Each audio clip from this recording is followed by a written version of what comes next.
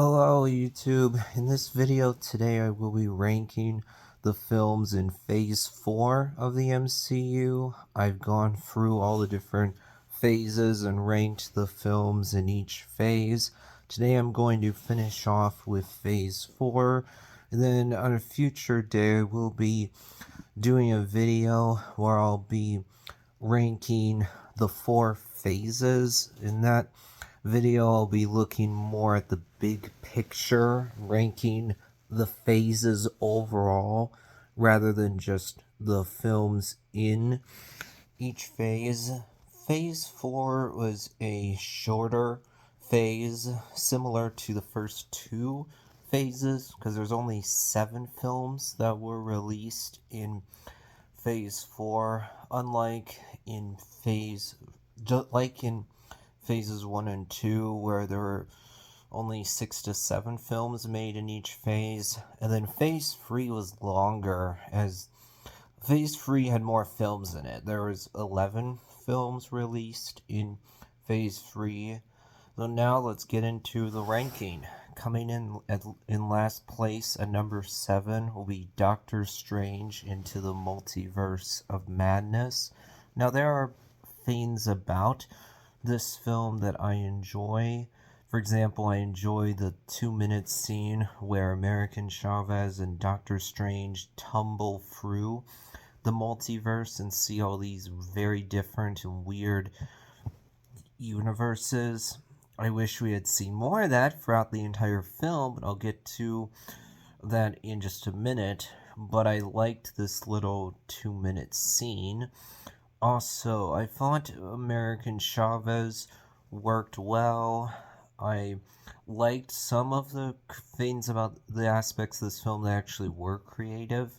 For example, seeing 4 different versions of Doctor Strange, seeing the version of Doctor Strange that we know fight off a darker version of himself, i.e. Sinister Strange, using musical notes, and then seeing the version of Doctor Strange that we know possess the corpse of an alternate version of himself, and then use all these ghosts as a cape.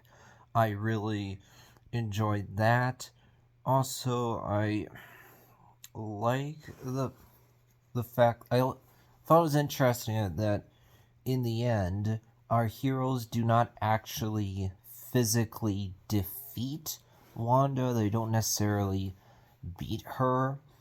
Rather, Chavez sends Wanda to this other universe, and therefore Wanda sees the version of her kids that are from that universe. They fear her because they see her as a monster. So that causes Wanda to realize how much she's fallen, and therefore in the end Wanda does do the right thing.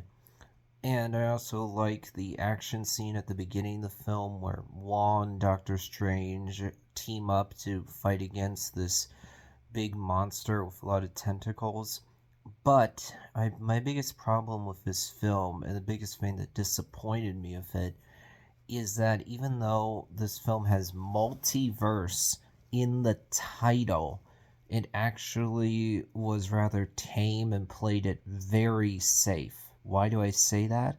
Because even though there are some unique touches to this film, even though I will agree, tonally speaking, this movie's different from other MCU films, as it does come off much more as a horror film, but we only actually see one other universe for a substantial amount of time. We see these other universes that are much more creative for a couple seconds, and that's it.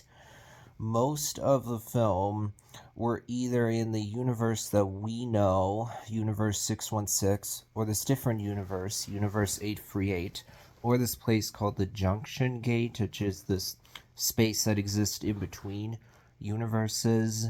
We only explore one other universe in a substantial way, in this universe, Universe 838, is not even all that different from the universe we know. It's not very creative or interesting. It's rather boring. We're talking about an infinite multiverse with infinite possibilities. We're talking about a film that's called Multiverse of Madness. And yet, with this other universe, how is it different? Well, because people go on red, stop on green. There's pizza balls. There's water coming down from buildings. They could have gone so much more creative, but instead, the people who made this film played it really safe. Also, what frankly baffles me here is that Vision is completely and utterly excluded from this film. What? Wanda loved Vision, as we saw in Infinity War, but yet Wanda only indirectly mentions Vision in this film. She doesn't even say his name. The name Vision is never once mentioned in this entire film. And even though we see in an alternate version of Wanda that has kids in a different universe, we don't even so much as see any pictures of Vision. I don't get that at all, especially because in WandaVision we saw both the fake version of Vision that Wanda created out of nothing, and then White Vision, Vision's corpse or physical body reanimated, brought back to life, and then he regained the memories that were stored in his head. But yet we don't see Vision at any point in Doctor Strange 2. He's not even mentioned at all. Then on top of that, this film does not mention, and we do not at any point see, the Mordor from the first Doctor Strange film. Yes, we see an alternate version of Mordor from Universe 838, but we never at any point see the Mordor from the first film that not only followed the Ancient One for a long time, but also trained Stephen back when he was still training to become a sorcerer, to become the Doctor Strange. Also, what a waste to bring Patrick Stewart back as Charles Xavier just to have him die for the third time in a row. And on top of that, we bring the Illuminati in, but they only show up for a couple of minutes. What a waste. And then, as many people have talked about before, the stupidity that Mr. Fantastic displays is absolutely baffling, considering that this film says he's the smartest man alive, and yet somehow Mr. Fantastic thought it was remotely a good idea to tell their enemy about how his teammate Black Bolt could defeat her, which would obviously result in Wanda taking away that advantage that Black Bolt had. For some reason, Mr. Fantastic didn't realize, I could just tell her, hey, Wanda, Black Bolt over here can tell you how to find your children. And then Black Bolt could have just spoken, and boom, the good guys would have won.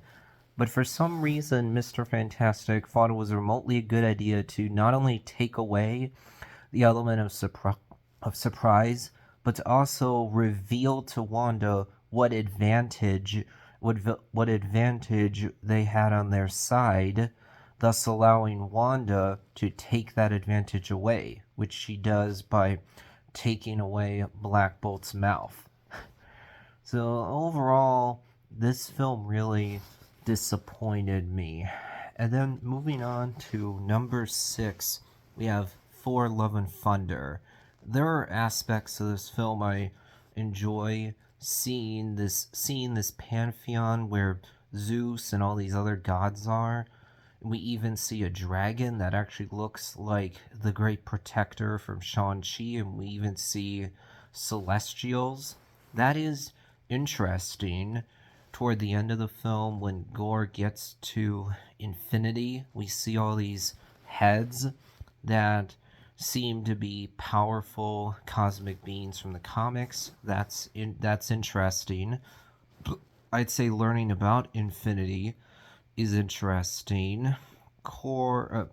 Valkyrie is a good character in this film. I like seeing that New Asgard has become this big tourist attraction, but my biggest problem with this film by far is that it went way too far with the comedy. It got so goofy and so over the top that it just turned into self parody. And those screaming goats, oh yikes, they got really annoying really quickly.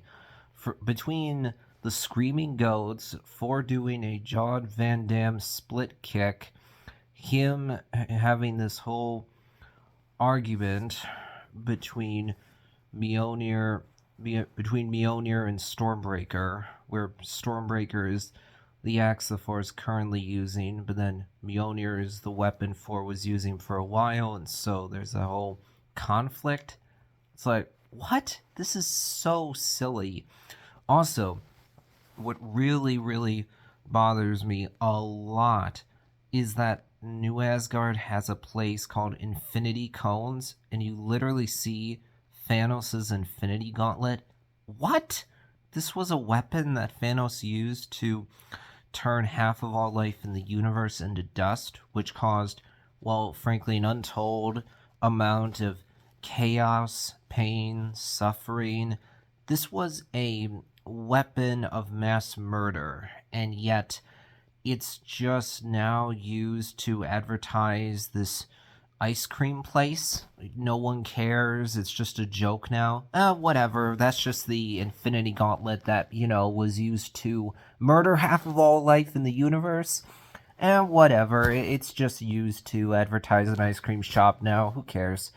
That really, really bugs me a lot because I felt that was just completely insensitive. Moving on now to number 5, we have Eternals.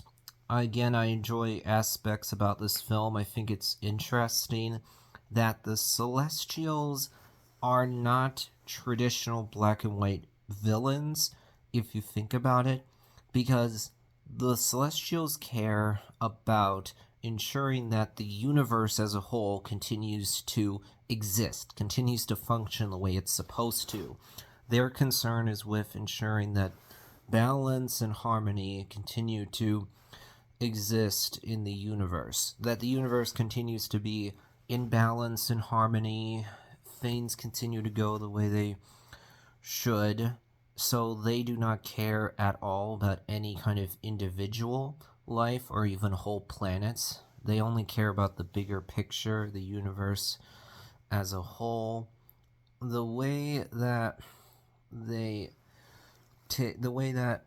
lie to the Eternals about what their purpose is not good at all.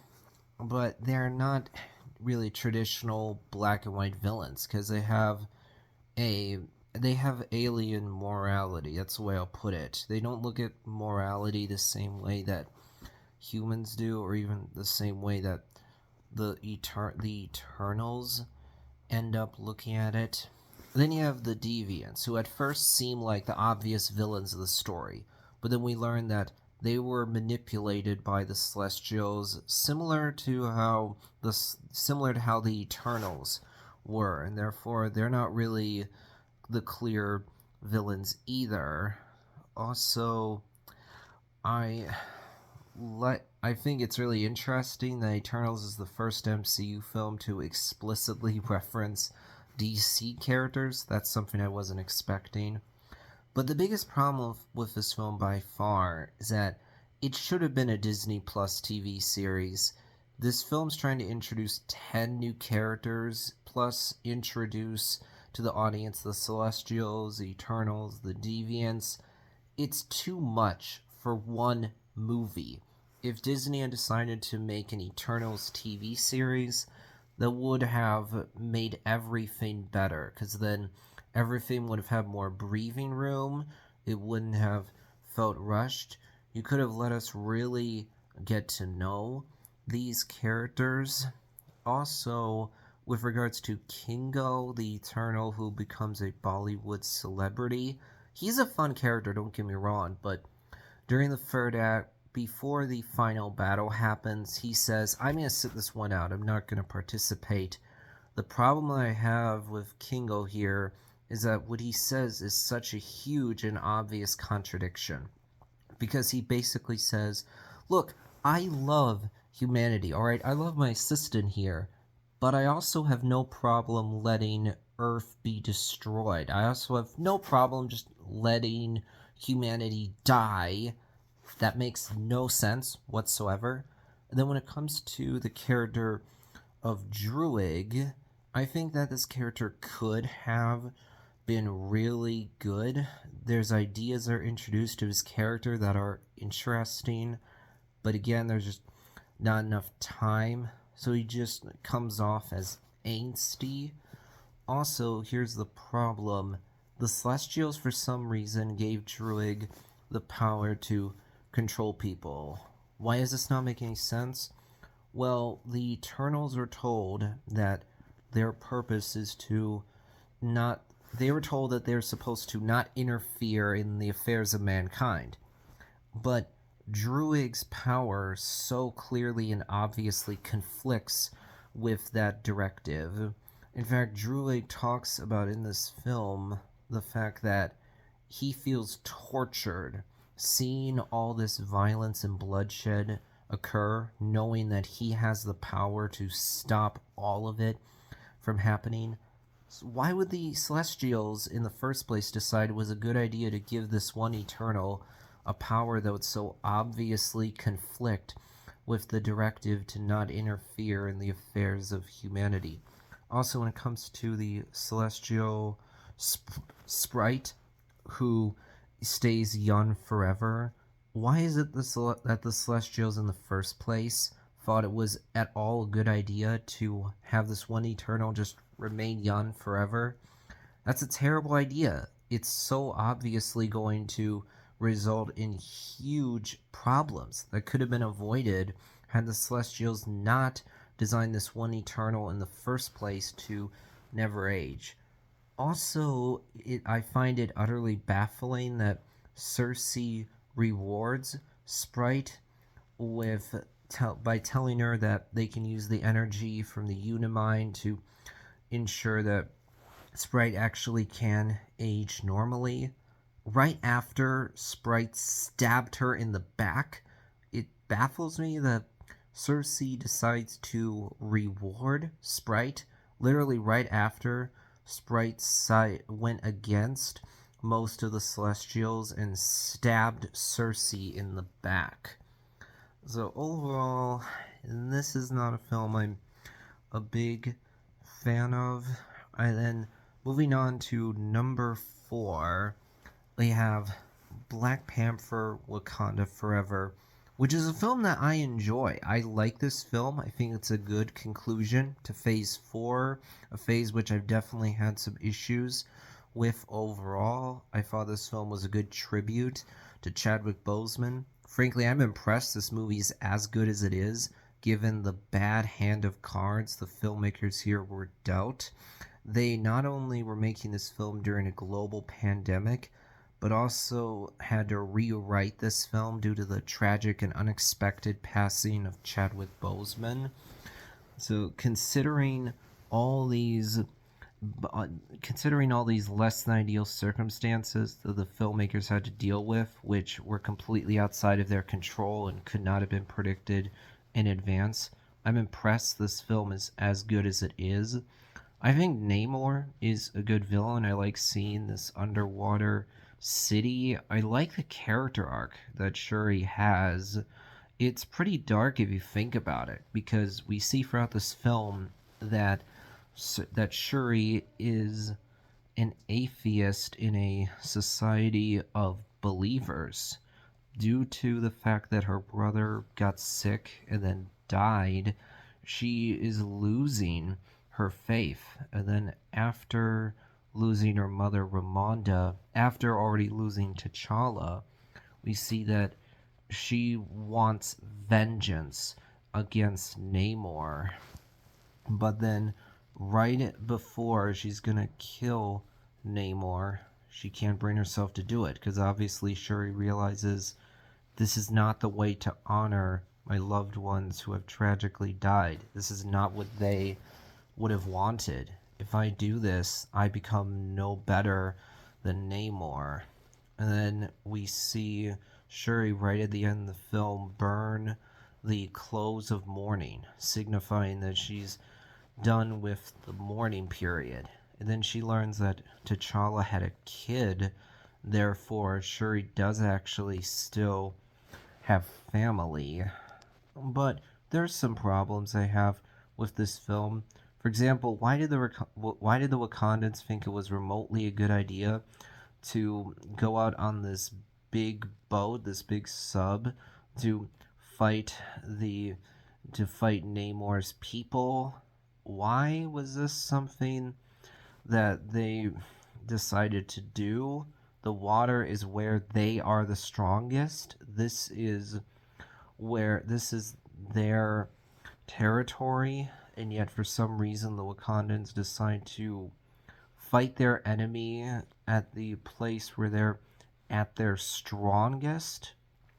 Also, Wakanda doesn't look as impressive in this film as it did in the first film. I'm not sure why exactly that is, but for some reason, Wakanda just doesn't look as good. Also, the fact that Namor manages to somehow sneak into Wakanda multiple times does baffle me because Wakanda has all this advanced technology and yet they don't have greater security in the water. Somehow Namor is able to sneak into Wakanda multiple times. So overall, this is a film that I enjoy, though I definitely have my issues with it. But coming in at number 3, we have we have Black.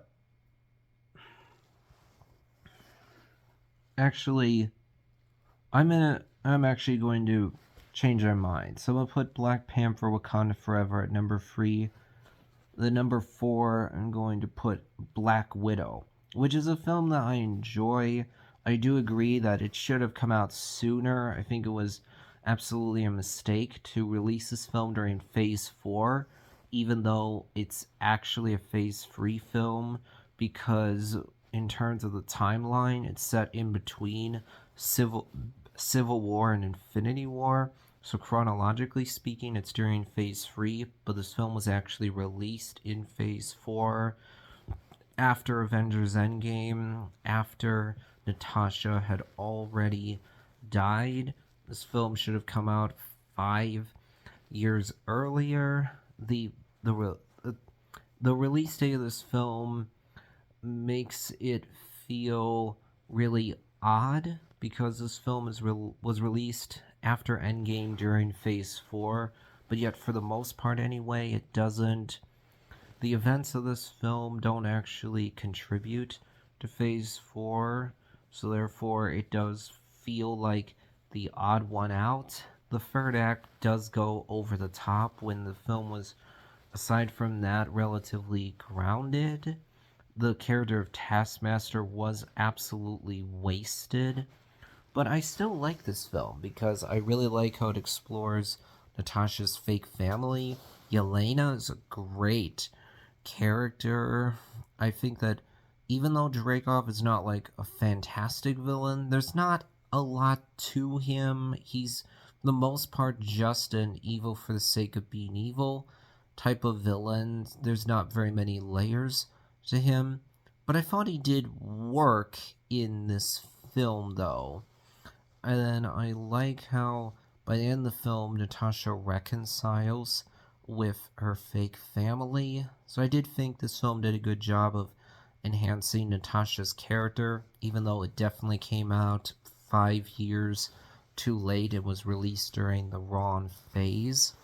But moving on now to number 2, we have Spider-Man No Way Home, a movie that is absolutely a gift to Spider-Man fans. Seeing Tobey Maguire and Andrew Garfield come back was absolutely amazing. seeing all these villains again is great. I definitely thought Doc Ock and Green Goblin were the two main standouts. The ending to this film is really powerful. There are some hilarious moments. The interactions between the three different live action versions of Spider Man were great to see. I'm really impressed that Disney decided not to give away the fact that the other two versions of Spider Man are in this film before it was released. But my biggest problem with this film by far is the setup, which I feel is really lazy because Peter and Steven both act so stupid. They do something so incredibly dangerous. This spell that even Juan says is too dangerous, and yet they could not be bothered to stop for even 2 seconds to actually discuss the parameters of this very risky and dangerous spell before actually starting it. The fact that Steven, a fully grown adult, is indulging the whims of a naive and immature high school student is ludicrous enough. Then you add on top of that how intelligent Steven is, the fact that by this point in time he's an experienced sorcerer. Plus, he knows Juan very well, who's also an experienced sorcerer and is in fact the Sorcerer Supreme. Steven is even explicitly warned by Juan. Yet Steven just brushes it aside, and then him and Peter just go ahead and do this spell without thinking at all about what the risks are, without discussing the parameters whatsoever. The payoff of this film is fantastic. I just wish the people who made it had put as much effort into the setup as they did the payoff. But coming in number one, we have Shang-Chi and the Legend of the Ten Rings, which is a film that I really enjoy. I think the action scenes in this film are great. I like how they are clearly influenced by Asian martial arts films. I think the villain in this film, Wenwu, is one of the best villains in the franchise because he's a complex character who is sympathetic. You understand where his pain is coming from. You understand that he's doing something bad, but he's not necessarily evil. It's more that he's misguided. He's doing something bad out of love. He's motivated by love, but tragically, he's manipulated by this evil entity to release these horrible creatures. But in the end, he actually gives Shang-Chi the Ten Rings. So I thought he was a major highlight. Also, I like the dynamic between Shang-Chi and Katie. I thought that was really entertaining. I like the fact that Trevor came back for this film. I like how this film finally explains who exactly the Ten Rings are. That goes all the way back to the first Iron Man film. We were first introduced to the Ten Rings then, but for a while after Iron Man, the organization was barely present in the MCU at all. I mean, in Iron Man 3, we see the Ten Rings symbol. Their iconography is used by Killian and AIM, and then in the one shot, All Hail the King, we learn, oh, there is actually a real Mandarin. Therefore, he sent this Ten Rings member to get Trevor, and then during Ant-Man, we see this one guy who goes to get the reverse engineered version of the Pym particles made by Darren Cross. That one guy, you can see if you look closely, has a Ten Rings symbol. And then the organization has showed up in comics, but this film, Shang-Chi and Legend of the Ten Rings, was the first time that this organization was really fleshed out. This is the first time where we actually learn about the Ten Rings and learn what their deal is.